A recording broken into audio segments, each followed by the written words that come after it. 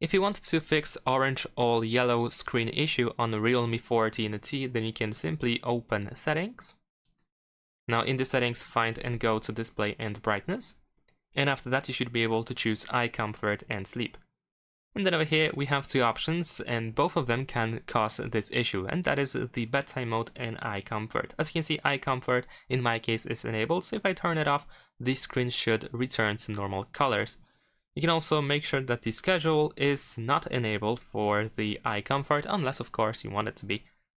And the same goes with the bedtime mode, but here we just have the switch. As you can see, it automatically switches to the to yellow or orange filter, and we can just make sure that it is disabled. Not only that, you can also go to screen color mode and check if you do not have any screen color temperature applied, just in case, if of course the issue still is there after disabling the eye comfort options. Thanks for watching, leave a like and subscribe.